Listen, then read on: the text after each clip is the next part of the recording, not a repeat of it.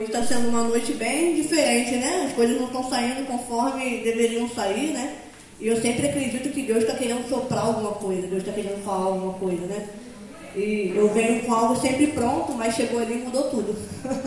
Então, eu estou com muita expectativa no meu Deus, porque eu sei que Ele é bom e Ele é poderoso para fazer. Não em mim, mas eu sei que o Espírito Santo de Deus está aqui nesse lugar. E Ele é capaz de mover o nosso coração em direção a Ele. Ele é o maior interessado nisso. Então, todas as vezes que eu venho para um lugar como esse, eu venho com expectativa. Não no louvor, não na pregação da palavra. Porque eu sei que o Espírito Santo gosta de estar conosco. Ele gosta de mover o nosso coração. E Ele é real. Então, o tema que foi escolhido, né, de todos os temas lá para eu escolher, foi esse, intencionalidade. E eu escolhi esse tema porque desde 2019 eu tenho vivido ele, né? Eu tenho vivido de forma intencional, né? Muitas mulheres aqui sabem da minha dificuldade de me relacionar mesmo, assim, né? De conversar, de me abrir, de falar. E então, desde 2019, eu precisei ser intencional. Eu não queria, não estava afim de fazer isso, mas Deus estava ordenando e eu tive que obedecer, porque eu sou cristã e é cristã que ama a Deus e obedece os seus mandamentos, certo? Então, eu comecei, e por conta também da depressão, eu tive que começar a me mover de forma intencional, porque a depressão, ela deixa você de uma tal forma, sem motivação, sem inspiração, sem força, sem ânimo, sem coragem, né? E aí, para conseguir sair desse fundo do poço, algumas coisas precisam acontecer de forma intencional, né? Por exemplo, tomar um remédio, por exemplo, ter que caminhar, né? Precisa fazer exercício físico querendo ou não, né? Então, eu precisei, para sair daquele fundo daquele poço, agir de forma intencional. E também o meu relacionamento com Deus, porque também fica bem escuro, né? Você fica bastante chateado com Deus, né? O que está acontecendo isso comigo, né? Então, você tem ali uma visão de Deus totalmente distorcida. Você sabe o que é verdade, mas os seus sentimentos eles estão tão embolados que você não sabe o que é real e o que não é real. Então, eu tive que começar a me relacionar com Deus também de forma intencional, né? Pela palavra dele, não pelo que eu estava sentindo, ou o que eu achava, ou a minha opinião, ou algo do tipo. Então, desde 2019, eu acho engraçado porque quando eu olho, eu estou aqui, né? Eu vejo mulheres que têm muito mais para dar do que eu. Eu fico olhando e falo, Deus, quem sou eu na fila do pão para falar para essa mulherada que ama muito mais a Deus do que eu, que conhece muito mais a Deus do que eu. Então é uma honra para mim gigante. Eu deveria estar sentada ouvindo vocês, sabe? Mas enfim. Então eu tive que começar a me mover intencionalmente. Desde 2019 eu tenho vivido isso. E não é fácil, né? Então, o que significa a palavra intencional, né? A palavra intencional significa caminho traçado, direção, propósito.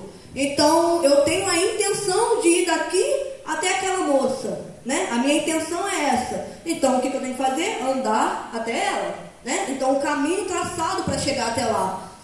A intenção pode ficar só aqui. Eu tenho intenção de chegar até lá. Cheguei lá? Não. Então, a intenção, ela deve ser movida por uma ação também, né? A minha intenção é chegar até lá. O meu caminho traçado até lá é o quê? Eu preciso dar passos para chegar lá. Então, preciso andar até lá. Então, só intenção, só motivação é suficiente? Eu tenho intenção de emagrecer, né? Fazer dieta. A gente passa por isso, segunda-feira eu vou começar. Não, segunda-feira eu vou caminhar direitinho, né? Aí chega segunda-feira, tá só aqui. Vai acontecer? Não vai acontecer, né? Não, vou ler a Bíblia todos os dias. Eles escutam uma pregação assim, maneira, sai daqui empolgada, motivada. Aí chega lá, né? É hoje, né? Se eu abrir a Bíblia e ler, vai acontecer? Não vai, né? Então, a intenção, ela não pode só acontecer na nossa cabeça, certo? Né? Eu tenho intenção de fazer tal coisa, mas preciso colocar em prática. E aí é quando a gente bate de frente com um dos frutos que nós escolhemos desde a queda, que é o quê? A inconstância.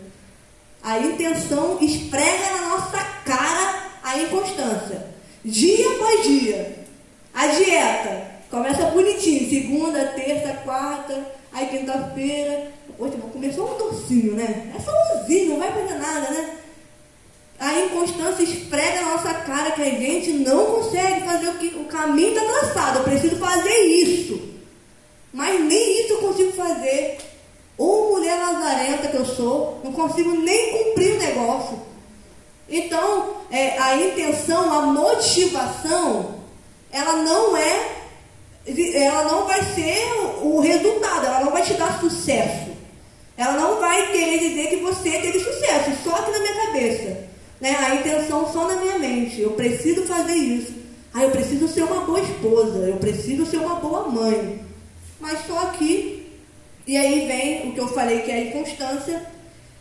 E aí nós precisamos, diante de um dia que nós acordamos sem motivação, sem inspiração, lidar com a responsabilidade e o compromisso.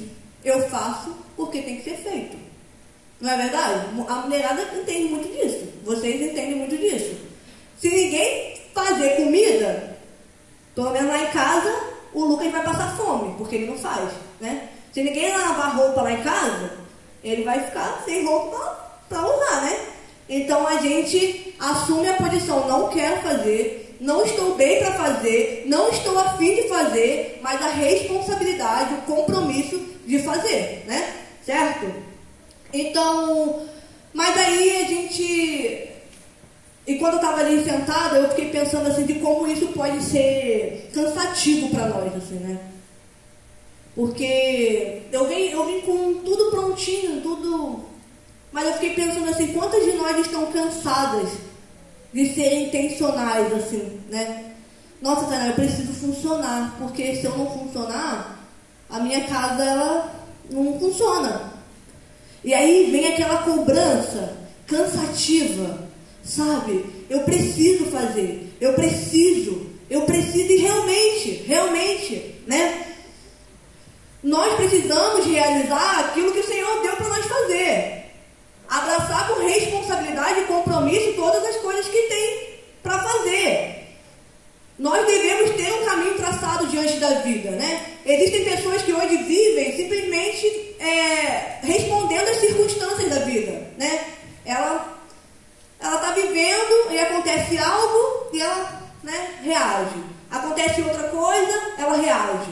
Acontece mais uma coisa, ela reage. Ela está o tempo todo reagindo à vida. Mas ela não tem um caminho traçado. Ela não tem um propósito. Ela não sabe onde ela quer chegar. Ela não sabe a razão pela qual ela faz tudo o que ela faz. E aí, enquanto eu estava sentada ali, eu estava pensando, né, que eu queria muito falar sobre como nós devemos ser intencionais em nossos relacionamentos, né? De me relacionar com a Eichela e a Eichela com eu, como eu tenho que me esforçar para isso. E eu vou dizer, isso é a nossa responsabilidade. Nós devemos assumir esse papel.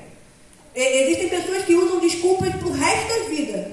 A pessoa está 10 anos na igreja, eu tenho problema com relacionamento. Mas a mesma desculpa que ela tinha no primeiro ano de convertido. Ela continua usando a mesma desculpa sempre. Então nós devemos abraçar a nossa responsabilidade e assumir a nossa culpa. Porque é minha culpa pelo fato de eu não me relacionar com alguém. E a gente gosta de terceirizar, né? Ah, não, mas é porque eu moro longe da igreja. Aí fica ruim de vir para a igreja. Tudo, né, se transforma em algo para usar como desculpa, né? Ah, mas olha, meu marido fala assim comigo, né? Assumir a sua responsabilidade e assumir o seu compromisso e assumir a sua culpa. É sua e de mais ninguém. Mas ao mesmo tempo, enquanto eu estava sentada ali, eu estava pensando sobre um Deus que é intencional também. Você imagina Nós temos um Deus que é intencional. Antes, eu queria ler com vocês em Marcos 5. Eu espero que vocês estejam entendendo, porque eu não estou seguindo papel nenhum. Marcos 5. Alguém pode trazer um pouquinho de água, porque eu estou...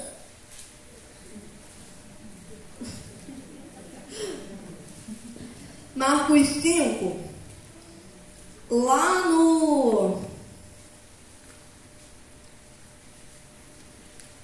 25, que fala assim: estava ali uma certa mulher que por 12 anos sofria de uma hemorragia. Ela havia sofrido muito nas mãos de vários médicos, tendo gastado tudo quanto possuía, sem obter melhora alguma, pelo contrário, piorava. Tendo ouvido a respeito de Jesus, veio por trás dele no meio da multidão e tocou-lhe o manto, pois pensava: se tão somente tocar-lhe as vestes, serei curada. Sua hemorragia estancou imediatamente, e ela sentiu no corpo que já estava curada do seu mal. Jesus logo percebeu que dele havia saído o poder. Então, virou-se no meio da multidão e perguntou: quem tocou as minhas roupas? Os seus discípulos lhe disseram: vê que a multidão te pressiona e perguntas quem te tocou? Mas ele olhava em redor para ver quem havia feito aquilo. Então a mulher, atemorizada e trêmula, ciente do que lhe havia acontecido, foi, prostrou-se diante dele e contou toda a verdade. E Jesus disse: filha, a tua fé te salvou. Vai-te em paz e fica livre desse mal. Essa mulher, quando veio esse tema de intencionalidade, ela foi a primeira que veio na minha cabeça. Porque a Bíblia fala que ela pensou, se eu tocar a veste dele, ficarei curada. E ela traçou o caminho. Existia uma multidão. Jesus está do outro lado. Jesus está lá naquela parede, lá no final. E eu preciso passar no meio dessas cadeiras para chegar e tocar Jesus. Ela teria toda a razão de arrumar desculpa, né? Ela era mulher, no meio de uma multidão, que sangrava, que estava doente. Existia um monte de pessoa que atrapalhava ela chegar a Jesus, a ponto dela só conseguir tocar ali. Eu imagino que ela só assim, tocou e foi curada. Então ela teve a intenção e o caminho traçado, e ela foi fazer o que era necessário, que era percorrer o caminho que era necessário. Eu também lembro de Maria, que escolheu a boa parte. Maria poderia estar muito bem com Marta, fazendo as coisas que as mulheres estavam fazendo naquela época, né? Meu papel era qual? Estar ali, junto com Marta. E aí a Bíblia fala que Maria escolheu a boa parte. Ela foi intencional e ela agiu, ela fez o que deveria ser feito. Aí tem a história também de Naamã, que para mim é sensacional. Naamã, ele estava com lepra, ele era um cara alto, comandante lá, sinistro. E aí, ele foi exposto pela lepra. Então você imagina alguém muito importante, ter lepra naquela época, era muito feio, você era ignorado, você era rejeitado, você deveria ir para fora. Ninguém poderia tocar em você, ninguém poderia falar com você, você era tratado como cachorro. Então ele era um cara de alto patamar. E aí o que aconteceu? A lepra expôs ele, e para piorar, ele tinha que ir lá no rio, se expor mais ainda e fazer o que deveria ser feito. Então, ser intencional exige de nós esforço. A vida é assim. A vida é assim. A vida requer de nós esforço. A maldita queda fez isso conosco. Antes, Adão ia lá na árvore e colhia o fruto e comia. Ele não suava, não tinha suor. Ele não trabalhava no sentido de sacrifício. Mas aí o que a queda fez? Agora eu tenho que limpar a horta lá, tirar os matos que atrapalham o fruto, que atrapalha a planta. Então hoje a vida exige esforço. Sol, chuva, vida, morte, alegria, tristeza.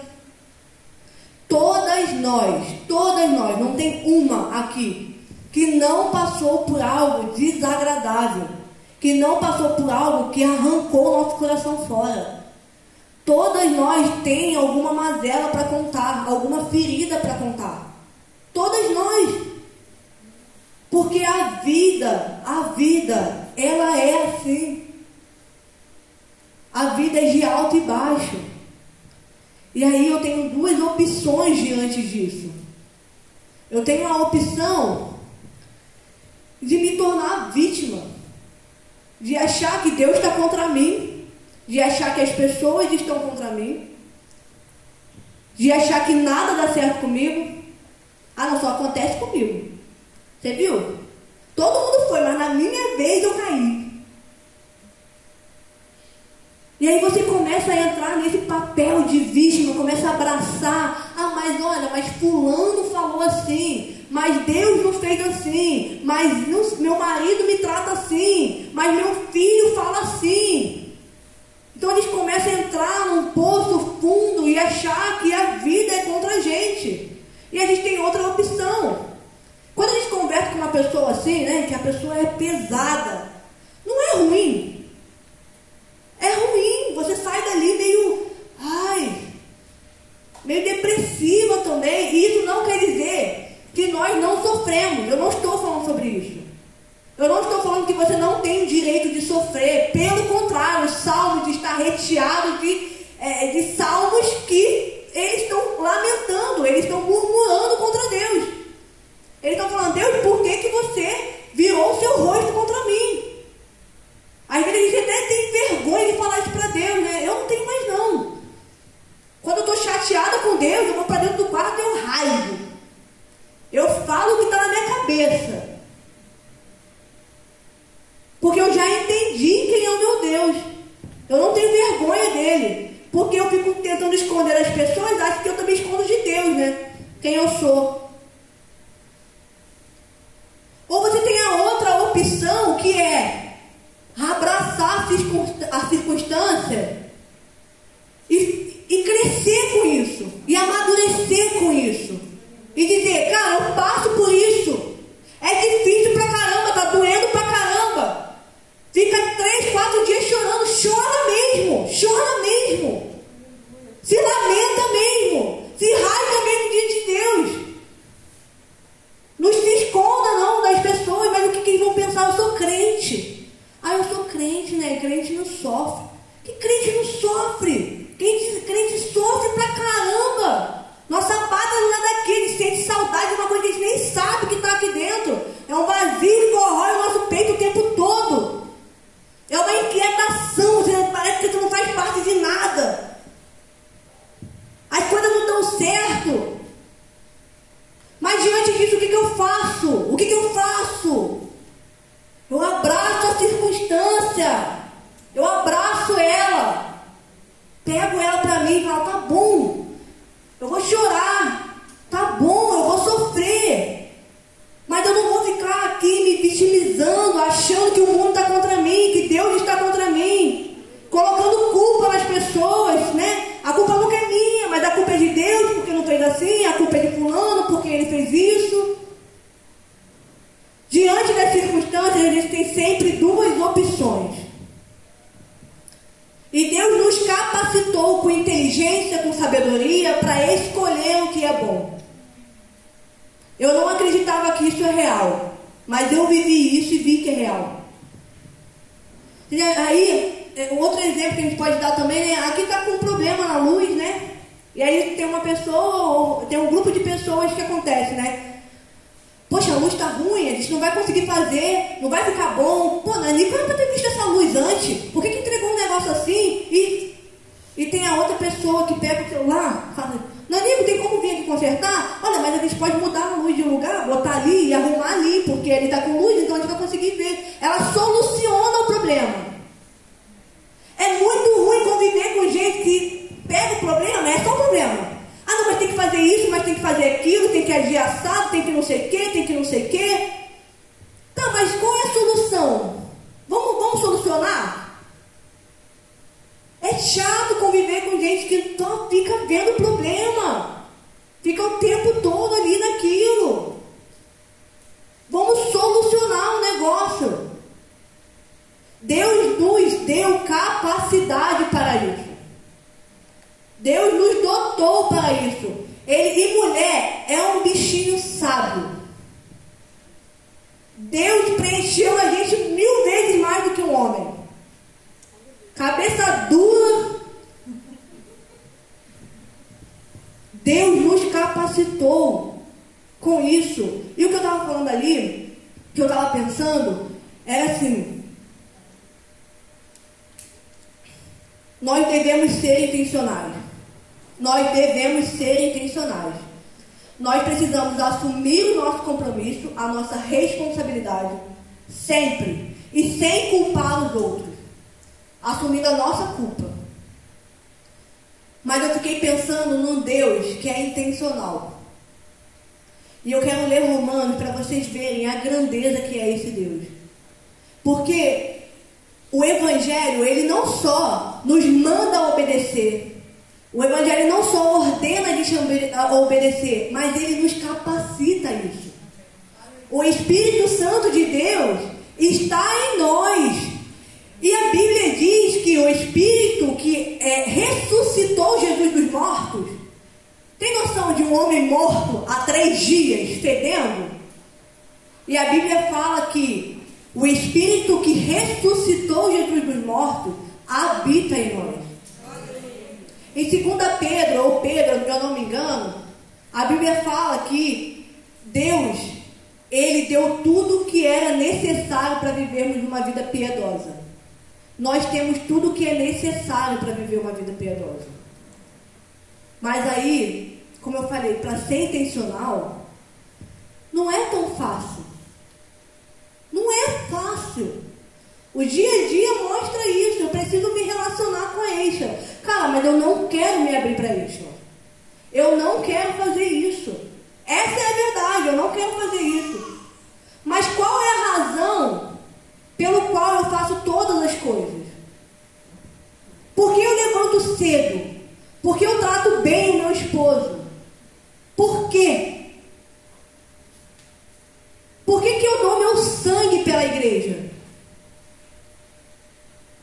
Uma das coisas nas quais eu gosto muito de pensar é sobre a morte. É estranho, né? Mas eu gosto de pensar sobre a morte. Sabe por quê? A morte, ela traz para nós essa reflexão de que a vida é passageira. Um dia a gente está aqui e no outro a gente não está mais. E aí a gente deixa as oportunidades passarem e a morte, ela puxa a gente para essa realidade. A vida é curta. Então dá o sangue, dá o sangue. Se esforça mesmo, seja intencional mesmo. Viva mesmo. Porque a morte bate ali na porta. Ela mostra pra gente. Lá em Romanos 8,